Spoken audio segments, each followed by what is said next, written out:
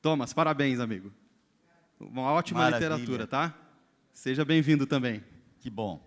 Próximo nome, então, vamos sortear o símbolo da Novo Tempo.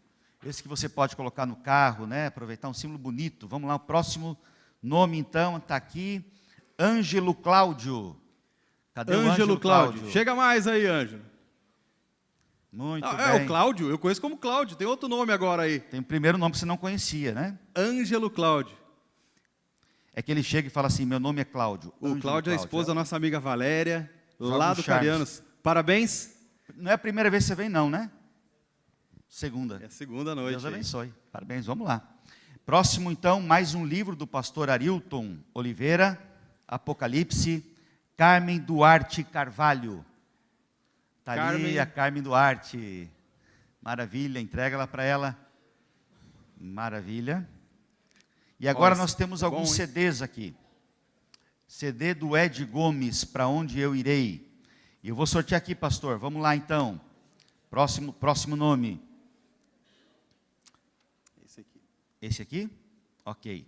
Jucineia Martins. Jucinei. Ah, é Jucinei? Ah, é verdade. Jucinei Martins. Jucinei Martins. Aí, amigo. Aí, muito bem. É um CD. Entrega ali para ele. Próximo sorteado da noite. Parabéns. Esse aqui já foi, pastor. Aqui. Zaqueu da Veiga. Zaqueu da Veiga. Tá aí? Desce, Tá lá Zaqueu, em e vem cima. buscar o CD. Desce. Ô, Zaqueu, não está na árvore, mas está lá na parte de cima. Seja Por que todo abençoado. Zaqueu sobe, né? É É verdade, síndrome de rapaz. Zaqueu.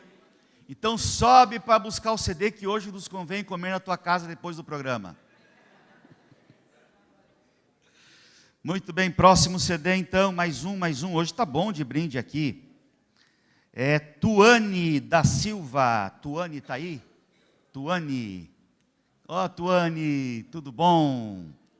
Entrega para a Tuane aqui o CD. Que maravilha. Seja bem-vinda. Mais um e último sorteio da noite, então, agora. Tá? Nome, Maxwell Oliveira. Maxwell Oliveira, tá aí? Maxwell? Tá lá em cima. Lá em cima. Ô, Então tá tava bom. na árvore com o Zaqueu, rapaz. Chega mais, Maxwell. Muito bem. Espero que vocês tenham gostado dos brindes. Semana que vem tem mais. Tem mais um aqui. Encontrei mais um brinde aqui, ó, pastor. Tem? E agora? Rapaz, É o livro do Nemuel Stina. eu acho que eu vou levar para Mas casa. eles não querem o livro do Nemuel. Vocês querem? Então vamos sortear aqui. Parabéns. Deixa eu ver. Próximo nome, então, aqui na lista, pastor. Sorteia aqui para mim, você que está entendendo a lista aqui. Isso. Na ordem que vocês pegaram ali. Ah, está aqui. Então vamos ver. Quem vai levar é a Letícia Braga. Letícia Braga. Letícia Braga. Muito bem. Eu não creio. Olha quem é. Chega mais. Vai dizer que você conhecia ela por outro nome também. Rapaz. Essa aqui é minha filha na fé. Que bom. Olá, Letícia. Parabéns, tudo viu, bem? Lê? Parabéns. Eu não Vai sabia do gostar Braga, livro. viu? Nome famoso, hein? Metade da ilha aqui é dos Braga. Aqui na igreja, metade é Braga também. Muito bem, queridos. Obrigado. Prosseguimos com o programa. Vamos receber com todo carinho o pastor Arilton Oliveira.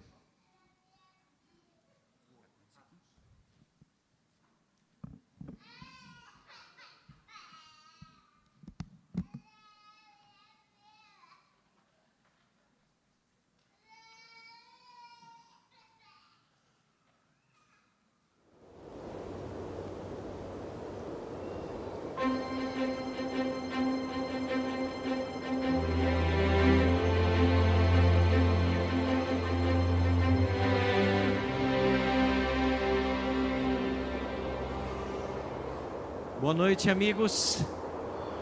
Todos sejam bem-vindos a mais uma noite de estudo da Palavra de Deus. Que alegria poder cumprimentá-los. Sejam bem-vindos a essa festa espiritual, onde a cada semana estamos dando um passo no livro de Daniel. A cada semana um capítulo, e chegamos agora ao capítulo 7. E como anunciamos semana passada, a partir de hoje, nós entraremos na parte profética de Daniel. Até aqui, vimos a parte histórica, chegou a vez da parte profética. Por isso você é muito bem-vindo. Hoje vamos ao capítulo 7, e o tema que nós teremos fala sobre 4 animais estranhos. 4 animais estranhos. A profecia, ela é dada através de símbolos, e o livro de Daniel contém um código profético. Precisamos entender esse código para desvendarmos o que ela deseja nos ensinar. Então, hoje aprenderemos sobre isso. Até aqui nós vimos a parte histórica. Revisando, no primeiro capítulo vimos a história do cativeiro, no capítulo 2, uma estátua assustadora de 4 metais, no capítulo 3, o próprio rei faz uma estátua toda de ouro, lança os amigos de Daniel na fornalha, eles são miraculosamente preservados. No capítulo 4, estudamos a loucura do rei Nabucodonosor, que viveu como animal durante 7 anos, Deus o restitui ao trono. No capítulo 5, estudamos a queda de Babilônia, Ciro e Dario se uniram, derrotam Babilônia, a Medopérsia começa a governar, e no tempo de Dario, nos primeiros anos do Império Medo-Persa, os presidentes e sátrapas fizeram um complô contra Daniel, o que resultou no profeta sendo lançado na cova dos leões. Deus miraculosamente preservou sua vida, e agora chegamos ao capítulo 7. Nesse capítulo 7, vamos começar agora as cenas que nos levarão até o estabelecimento do eterno reino de Cristo. Então, a sessão histórica nos segurou mais lá no 6º século antes de Cristo, mas a sessão profética nos fará avançar agora para o futuro. Bom, o livro de Daniel, como você já percebeu, traz revelações surpreendentes e nós precisamos conhecê-las. Mas antes de abrirmos o livro sagrado, como sempre é do nosso costume, nós vamos fazer o que antes? Orar pedindo uma bênção do Senhor. Assim como você está, feche seus olhos, ore comigo. Pai Santo, Pai amado, muito obrigado pelo grande privilégio que temos de estarmos em Tua casa mais uma vez, para estudar o Teu livro sagrado. O livro de Daniel contém segredos extraordinários, que avivarão nossa fé e que nos fortalecerão em nossa caminhada em direção ao eterno reino de Cristo. Por isso, nos abençoa mais uma vez nessa noite, abrindo nossa mente à compreensão e o nosso coração à aceitação da Tua palavra. Oramos em nome de Jesus. Amém. Vamos avançar agora então na parte profética. E ao entrarmos na parte profética, nós precisamos sedimentar o caminho por onde percorreremos. Para entendermos isso, nós temos que entender o pano de fundo em que o livro de Daniel foi escrito. E o background do livro de Daniel é o grande conflito que existe entre o bem e o mal. E neste grande conflito entre as forças do bem e as forças do mal, a adoração é o tema predominante. Por que que a adoração é o tema predominante? Porque desde o surgimento do pecado, lá no céu, a adoração já era o objeto do debate.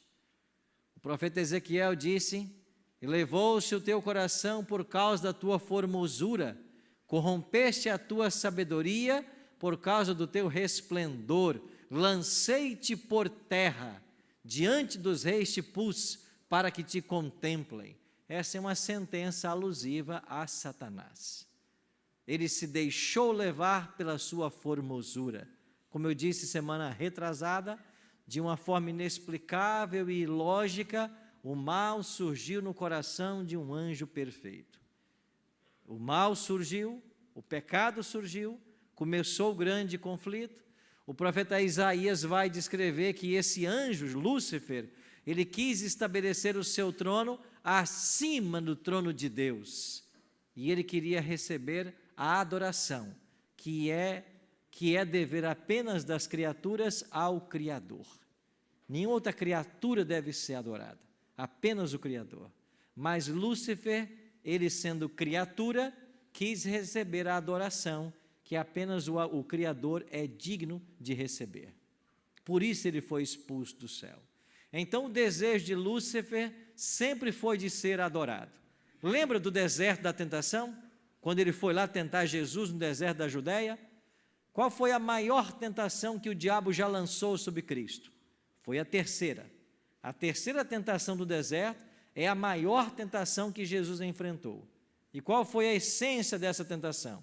Lúcifer disse para Cristo: se você tão somente se prostrar e me adorar, eu entrego o planeta de volta para você. É claro que ele estava mentindo, porque o planeta não é dele.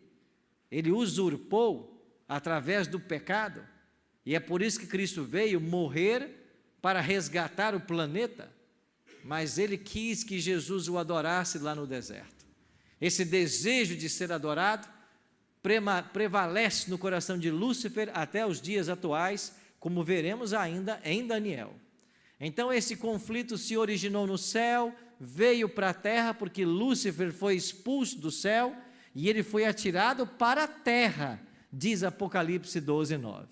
E aqui na terra, ele convenceu, enganou Adão e Eva, e após eles haverem pecado, o domínio que Deus havia dado para o homem do planeta foi agora temporariamente entregue a Satanás. É por isso que Jesus vai chamar Lúcifer de o príncipe desse mundo, por usurpação. Mas está chegando o dia em que Jesus tomará de volta este planeta e vai restaurá-lo completamente. Então, o grande conflito é o pano de fundo. E o livro de Daniel fala desse momento, é o ápice desse conflito. Veja o que diz Daniel 1:1. No terceiro ano do reinado de Joaquim, rei de Judá, veio Nabucodonosor, rei da Babilônia, a Jerusalém e a sitiou. Então aqui nós temos duas cidades, Jerusalém e Babilônia. Eu disse para vocês que essas duas cidades são símbolos do povo de Deus e dos inimigos do povo de Deus. Elas percorrem toda a Bíblia, do Gênesis ao Apocalipse. Lá em Gênesis você tem lá Melquisedeque, aquele rei sacerdote de Salém, e da palavra Salém vem a palavra Jerusalém. Aí está Jerusalém em Gênesis. Já na construção da Torre de Babel, da palavra Babel virá Babilônia, você tem o princípio de Babilônia. Então, no Gênesis, você já tem a presença das duas cidades. Quando vamos para o último livro, o Apocalipse, no capítulo 18, você tem a queda de Babilônia. E no capítulo 21, você tem a Nova Jerusalém. Então, essas duas cidades percorrem toda a Bíblia. Elas são sedes do povo de Deus e dos inimigos do povo de Deus. Quando chegamos no capítulo 3, o grande conflito centraliza-se na adoração, e isso ficou claro quando Nabucodonosor levantou uma imagem toda de ouro, e quando os instrumentos fossem tocados, qual era a ordem? Todos vós prostrareis e adorareis a imagem. É a questão da adoração, ou adorar o Deus verdadeiro, ou adorar os deuses da Babilônia. Então, em Daniel, o grande conflito está em evidência, e a questão do grande conflito é a adoração. Quando chegamos no capítulo 6, encontramos um decreto que proibia qualquer homem orar, pedir ao Deus verdadeiro, mas tinham que pedir ao rei Dario, e por causa deste decreto, Daniel foi parar na cova dos leões e Deus o livrou. Uma questão de adoração, uma questão da relação com Deus. E agora, vamos introduzir um novo elemento. O grande conflito se originou no céu, veio para a terra, o centro do conflito é a adoração, e nesse aspecto da adoração, temos um novo elemento, o santuário. Por que que o santuário faz parte desse conflito pela adoração? Primeiro, porque Deus mandou que Moisés construísse um santuário. Você está lembrado que em Êxodo 25:8, Deus diz assim a Moisés: e me farão um santuário para que eu possa habitar no meio deles. Então Moisés construiu uma tenda móvel. Esse santuário, que era uma tenda móvel, era feita de madeiras, tecidos e peles de animais. E ela se mudou 41 vezes, desde da península do Sinai até quando ela foi armada pela última vez lá em Siló, a primeira capital do povo de Deus na Terra Prometida. 41 vezes a tenda foi montada e desmontada. Depois, esse santuário, Salomão construiu um templo em Jerusalém, e então os móveis que estavam no tabernáculo, na tenda móvel, foram levados para o templo de Salomão e agora lá permaneceram. Então o santuário faz parte da história. E quando chegamos em Daniel, no primeiro capítulo, nós vimos que Nabucodonosor, rei da Babilônia, destrói Jerusalém, não só a cidade, destrói o templo e rouba do templo os vasos sagrados. O texto diz que ele vai levar esses utensílios para a casa do seu Deus, que é Marduk, lá em Esagila, em Babilônia. Quando estudamos o capítulo 5, nós vimos que o neto de Nabucodonosor, naquela grande festa para 1000 convidados, aonde eles bebiam vinho, ele mandou que viessem os utensílios sagrados dos judeus. Para quê? Para que neles bebessem vinho. E quando eles bebem vinho nos vasos sagrados dos judeus, o cálice da paciência divina com Babilônia transbordou. E naquela mesma noite morreu o rei da Babilônia, Belsazar, e o império medo-persa tomou conta. O santuário está envolvido no conflito, e você o percebe em vários capítulos de Daniel. Quantos eram os vasos? O livro de Esdras 1:7 diz que Nabucodonosor roubou de Jerusalém 5.400 utensílios. E Ciro, quando chega e conquista a Babilônia, vai devolvê-los para os judeus. E os judeus os trarão de volta para Jerusalém. Mas esse é um outro capítulo que nós ainda vamos chegar. Um outro elemento que surge hoje para compor o cenário do grande conflito entre o bem e o mal é a lei de Deus. Por que a lei de Deus? Porque a lei de Deus estava dentro do santuário. Para ser exato, dentro da arca da aliança, que ficava dentro do compartimento santo do santuário terrestre. E no livro de Daniel, ela aparece claramente. Primeiro no capítulo 1, onde os jovens não participaram da mesa real por causa da lei que eles tinham aprendido. E no capítulo 6, quando o decreto proíbe que Daniel ore, e os presidentes e sátrapas disseram: nós não vamos achar nada contra Daniel, a não ser que nós procuremos na lei do seu Deus. E eles foram examinar a lei do Deus de Daniel para encontrar um caminho para prejudicá-lo. Então a lei de Deus aparece também no livro, e ela é um segundo elemento que vai compor esse grande conflito. Então nós temos como pano de fundo a questão da adoração no grande conflito, e dentro da adoração você tem um santuário, e dentro do santuário você tem uma arca, e dentro da arca você tem a lei de Deus. Pronto para a nossa viagem então? Quantos aqui assistiram De Volta para o Futuro? Levante a mão. Quanto velho tem nessa igreja, né? Esse filme é de 60, é? Não, também assisti, né? 85, é? Olha aí. De Volta para o Futuro. O livro de Daniel é um flashback. A gente vai para o futuro, volta para o passado, e aí as cenas vão se compondo. Por que eu estou mencionando isso? Porque nós, ao estudarmos o capítulo 7, nós faremos um retrocesso. Nós iremos voltar no tempo, ainda na época de Babilônia, quando Babilônia ainda estava no poder. Mas antes, eu queria ir para o capítulo 12. Depois que Daniel escreveu o livro, que você tem em suas mãos, temos na Bíblia aí todos os 12 capítulos, o anjo disse assim para Daniel: Daniel, terminou de escrever? Encerra as palavras e sela o livro, até ao tempo do fim. Muitos o esquadrinharão, muitos vão estudar esse livro, e o saber vai se multiplicar. A palavra do Senhor é fiel e nunca falha.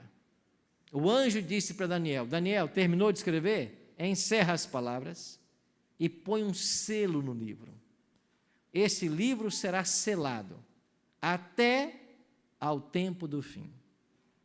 Quando chegar o tempo do fim, muitos vão esquadrinhá-lo, estudá-lo, e o conhecimento do livro vai se multiplicar. Quando é que começou o tempo do fim? E o livro de Daniel seria desvendado? 1798 e 1844. Essas duas datas, respectivamente, são as datas que marcam o início do tempo do fim.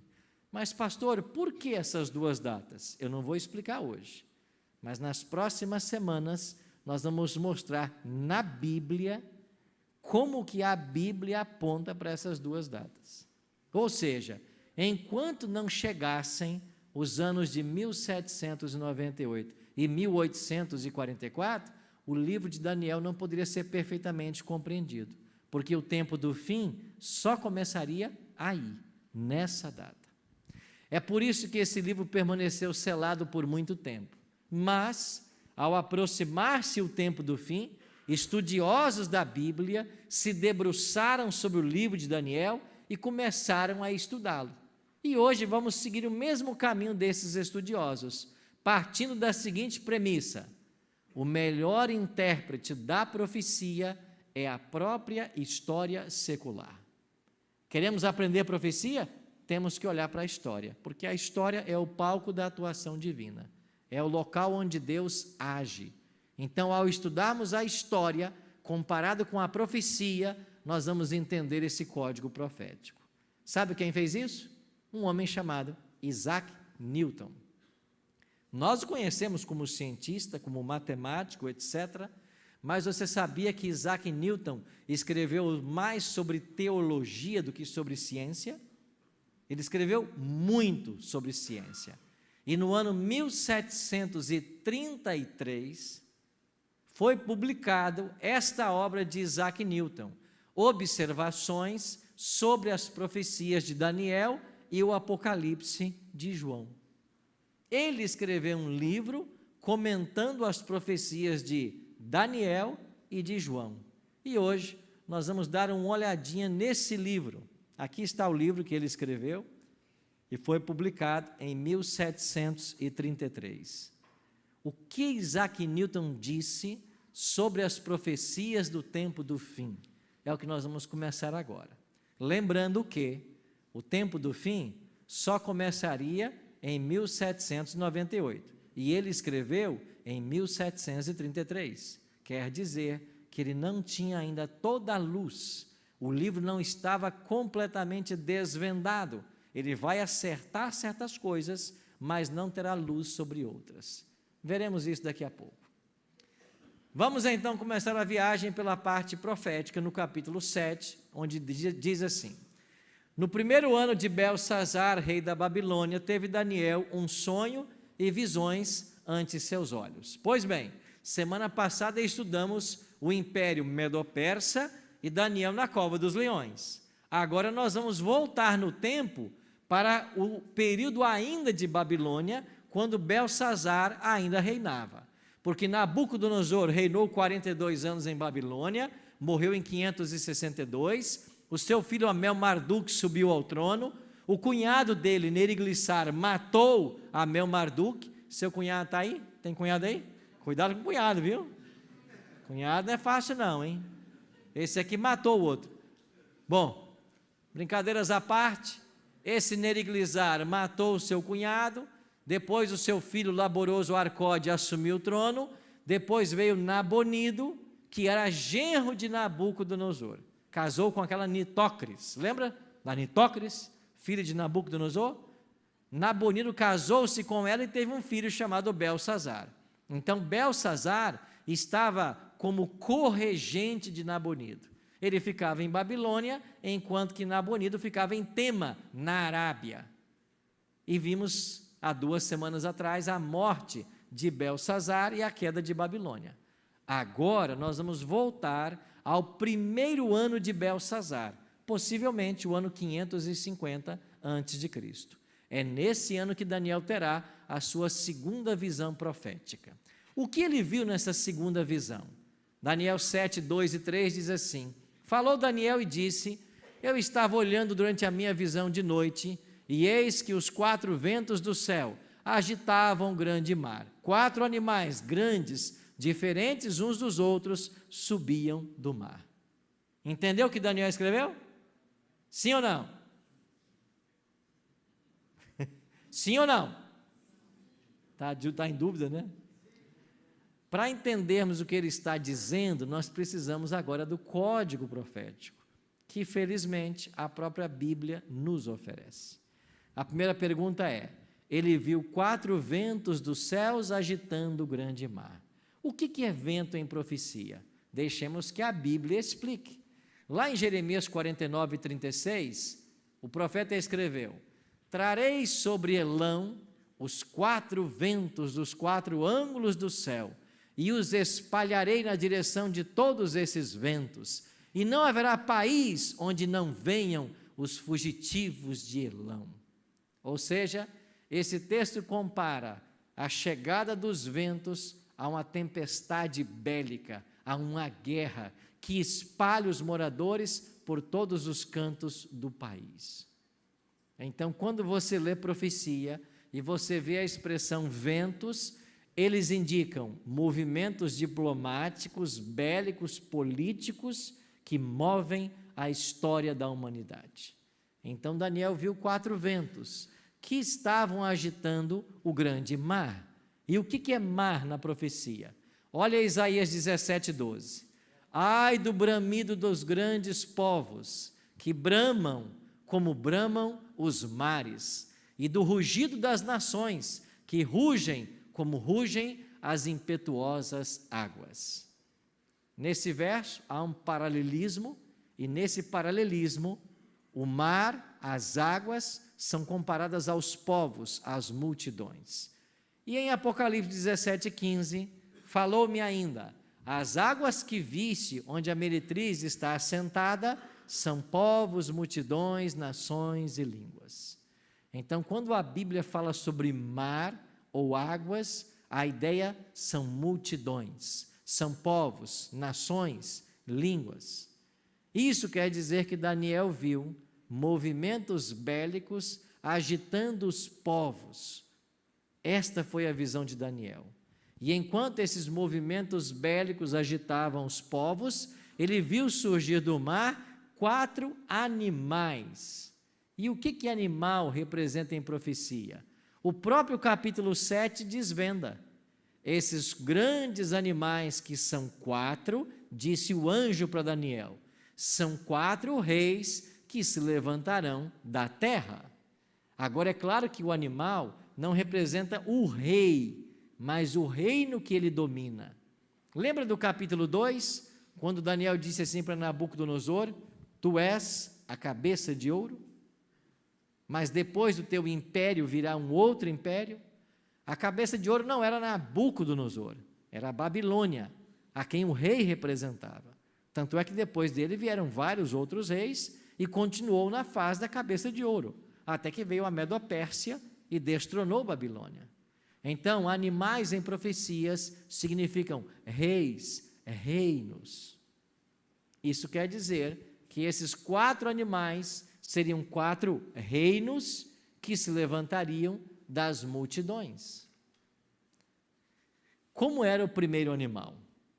O primeiro animal, disse Daniel, era como leão e tinha asas de águia.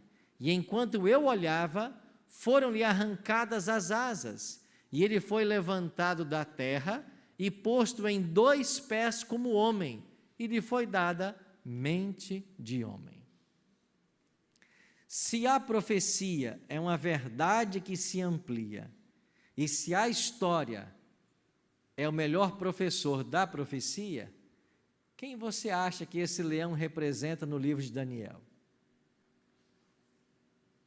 Você está lembrado que nós, quando falamos desse primeiro animal, aqui diz que esse leão possuía asas, e estas asas foram arrancadas? Ou seja, por um tempo, o reino perderia o poder, mas depois ele seria posto em pé novamente, sobre os 2 pés, e teria a mente de homem. De quem você se lembra nessa descrição?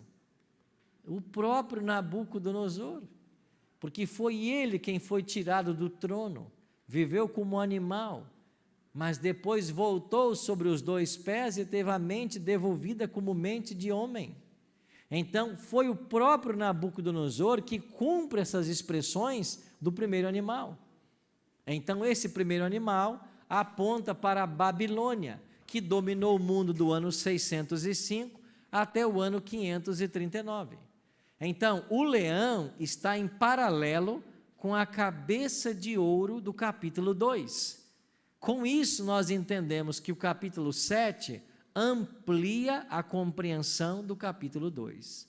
No capítulo 7, teremos novos desdobramentos que não foram vistos no capítulo 2. Então, esse leão alado representa, então, Babilônia. O ter as asas arrancadas, Nabucodonosor deixando o trono. Ele sendo colocado em pé novamente e tendo consciência de homem, é o homem que deixou de ser animal, ou deixou de viver como animal para voltar ao trono. Vamos ao segundo animal. Agora é um urso, e ele se levantou sobre um dos seus lados, e na boca trazia entre os dentes 3 costelas. Se o leão é um símbolo de Babilônia, o urso vai simbolizar quem? Que império? O império que sucedeu Babilônia, a Medo-Pérsia. Agora, por que esse urso se levanta de um lado mais que o outro? É porque quando a Medo-Pérsia conquista a Babilônia, você tem 2 líderes, Ciro e Dario. Mas ainda que Ciro tenha sido grande general, que conquista a Babilônia, quem vai para o trono não é Ciro, é Dario, seu tio. É por isso que esse urso levanta-se de um lado primeiro, mas depois ele levantará o outro lado mais alto do que o primeiro. E essas 3 costelas que ele traz entre a boca representam as 3 principais conquistas do Império Medo-Persa para se estabelecer no poder. Os historiadores modernos falam de Lídia, Babilônia e Egito. Sir Isaac Newton fala em seu livro que as 3 conquistas foram Sardes, Babilônia e Egito, aqui na página 42. Ou seja, Isaac Newton começou a desvendar os mistérios e estava caminhando muito bem, como nós veremos. Terceiro animal. Depois disso, continuei olhando e eis aqui outro semelhante a que animal agora? Um leopardo. E ele tinha quantas asas? 4 asas. E quantas cabeças? 4 cabeças. O leopardo já é um animal veloz, mas com 4 asas, mais veloz ainda. Estas asas, esta velocidade, aponta para o Império Grego. E o curto espaço de tempo que foi necessário para que os gregos dominassem o mundo. Se nós olharmos para a história secular, nós vamos ver que Alexandre o Grande, o nome dos gregos, assentou-se no trono da Macedônia em 336 e no intervalo de 13 para 14 anos, ele dominou o mundo. Ele vai morrer jovem, aos 33 anos, no ano 323, e vai declarar: não existem mais reinos a serem conquistados. A Grécia havia dominado o mundo em apenas 14 anos. Este é o leopardo alado. É a velocidade com que a Grécia domina o mundo. Mas o leopardo, além de 4 asas, ele também tinha 4 cabeças. E o que representam essas cabeças na profecia? Elas representam os 4 generais de Alexandre o Grande, que finalmente ficarão no poder após sua morte. Quando morre Alexandre, os generais de Alexandre começam uma batalha política. Eram vários, mas de todos os que haviam, apenas 4 permanecem no poder: Ptolomeu, Cassandro, Licímaco e Seleuco. O Império Greco-Macedônio foi dividido em 4 partes, e cada um desses generais tomou conta de uma área. E se nós avançarmos na história, nós iremos descobrir que Ptolomeu e Seleuco são os que finalmente vão prevalecer.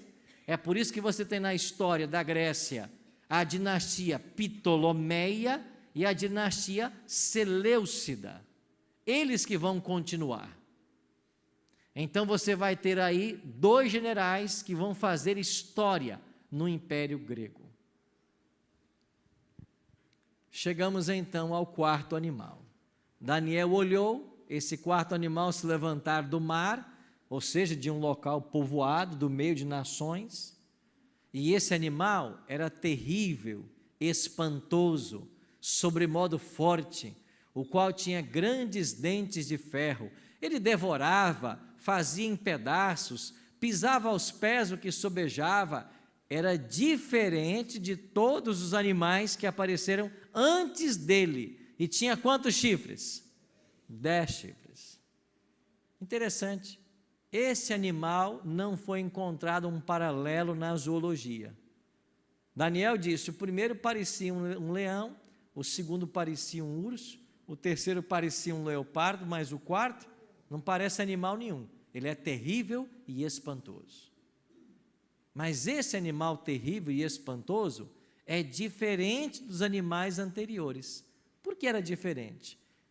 Quem o 4º animal representa na profecia? Representa o Império de Romano, que venceu a Grécia na Batalha de Epídima em 168 e estabeleceu seu poder. Roma era conhecido como um império férreo. Mas há um detalhe: ele era diferente dos animais anteriores. Por quê? Porque Roma não foi apenas uma nação política, não foi apenas um império militar. Roma tornou-se também um sistema religioso, especialmente quando o imperador, lá no 4º século depois de Cristo, vai aceitar o cristianismo, Constantino. E Constantino fará a fusão da igreja e do Estado. Então, o 4º animal representa Roma, está em paralelo com as pernas de ferro do capítulo 2, mas ele também tem 10 chifres. Esses 10 chifres estão em paralelo com os 10 dedos dos pés da estátua. E assim como a estátua tinha 2 pés e 10 dedos, o animal tem 10 chifres. E o que esses 10 chifres representam? De acordo com Isaac Newton, no seu livro, representam 10 tribos bárbaras que vão invadir o Império Romano a partir de 352 e vão provocar a queda do Império em 476. E se nós pegarmos os historiadores modernos, você vai ver que das 10 tribos bárbaras listadas por Isaac Newton, apenas 3 há alguma divergência. Ele coloca bretões, hunos e ravenos, enquanto que vários historiadores colocam os anglo-saxões, ostrogodos e os érulos. Mas as outras 7, Isaac Newton já falava lá em 1733, o que falam os historiadores modernos. Ou seja, o capítulo 7 está em paralelo com o capítulo 2. Os 4 animais que surgem nesse capítulo, eles vão falar dos mesmos impérios que foram vistos no capítulo 2. Por quê? Porque a profecia é uma verdade que se amplia. Detalhes agora serão dados. Alguns detalhes foram dados de cada império. Então você tem aqui o leão, símbolo de Babilônia, o urso, símbolo da Medopérsia, o leopardo, símbolo da Grécia, e o animal terrível e espantoso, símbolo de Roma. Agora olha para o verso 19. Então, disse Daniel ficou curioso. Veja, o profeta era curioso. Então eu tive o desejo de conhecer a verdade a respeito do 4º animal. E por que Daniel ficou curioso? Porque ele era diferente de todos os outros, era muito terrível, tinha dentes de ferro, unha de bronze, devorava, fazia em pedaços, e eu também queria saber a respeito dos 10 chifres que tinha na cabeça e do outro que surgiu depois, diante do qual 3 caíram, daquele chifre que tinha olhos e uma boca que falava com insolência, e parecia mais robusto do que os seus companheiros. Enquanto Daniel olhava o quarto animal, com os seus 10 chifres, apareceu um 11º chifre. Um chifre pequeno, disse ele, mas nesse chifre pequeno havia uma boca que falava insolência, havia olhos como de homem, e quando ele se levanta, ele arranca 3 dos 10 chifres que existiam. E Daniel se voltou para o anjo e disse: olha, eu estou entendendo que esse animal terrível e espantoso se refere a Roma. Eu estou entendendo que ele tem 10 chifres, como no capítulo 2 a estátua tinha 10 dedos. Mas e esse chifre pequeno? Que chifre é esse que tem uma boca que fala com insolência, que tem olhos de homem? Que chifre é esse? Daniel ficou curioso. E você sabe o que significa esse chifre pequeno? Quer saber ou não? Podemos avançar? Então vamos. Ah, não, isso aqui é só semana que vem. Então você vai ficar como Daniel, curioso até semana que vem. Porque na semana que vem, o meu tempo acabou, só falta 2 minutos ali. Na semana que vem, nós vamos estudar sobre esse chifre pequeno. E olha, em todos esses domingos que nós teremos aqui, nós vamos relembrar sempre Amós 3:7. Deus não faz nada sem primeiro fazer o quê? Revelar os seus segredos a quem? Seus servos, os profetas. Ele revelou a Daniel. E nós vamos estudar isso aqui. Agora, de todas as 12 quintas-feiras, eu falei domingo, né? Não é domingo. De todas as 12 quintas-feiras que passaremos aqui, talvez a revelação mais surpreendente que você vai ouvir será feita semana que vem. Quando nós descobrirmos, com base na Bíblia e na história, a identidade do chifre pequeno. Você vai se surpreender para quem esse chifre pequeno aponta, o que ele representa. E essa boca que fala com insolência, que fala blasfêmias, você vai entender exatamente o que isso significa. Eu espero que o Espírito Santo de Deus prepare os nossos corações para as revelações que vêm por aí. Porque eu disse para vocês uma vez e vou repetir: aqui nós não queremos ser politicamente corretos, nós queremos ser biblicamente corretos. E se a Bíblia disser alguma verdade, nós vamos dizê-la aqui também. Sabe por quê? Porque a menos que você conheça toda a verdade, você não poderá ser liberto. E é isso que faz a verdade. Ela nos liberta. De quê? De qualquer erro, de qualquer tropeço, de qualquer ignorância, de qualquer prisão. Ela nos liberta. E livres somos para fazer nossas escolhas. Mas ninguém pode escolher se não souber a verdade. Então, quinta que vem, você não perca. Por hoje, vamos nos colocar como Daniel nas mãos de Deus. E ainda que o profeta tenha ficado curioso, o anjo voltou para explicá-lo. E quando Daniel compreendeu as coisas, ele ficou até pálido, ao ver tudo o que aconteceria no grande conflito entre o bem e o mal. Mas ele também ficou feliz. E o último capítulo que eu li hoje, em Daniel capítulo 12, o mesmo capítulo que diz para Daniel: sela o livro, também vai dizer assim: Daniel, descansa. Chegou a hora de você descansar. Você vai dormir, mas um dia você vai se levantar para receber a tua herança, a tua recompensa. E sabe qual é a recompensa do livro de Daniel? Sabe qual é a recompensa que o anjo falou que o profeta terá?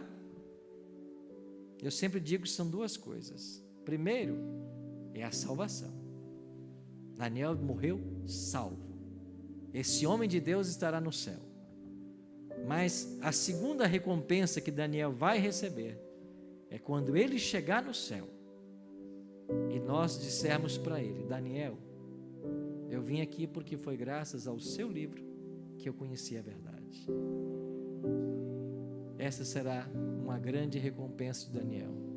Ele se encontrar com as pessoas que, através do livro que ele escreveu, descobriram a verdade, tiveram um encontro com Jesus e suas vidas transformadas. É por isso que Paulo escreveu: não havendo profecia, o povo se corrompe. Não é essa profecia de boca para fora, é isso aqui, ó, que a gente está fazendo. Cada dia, olhando para a Bíblia, para o que ela diz, deixando que ela seja a sua própria intérprete.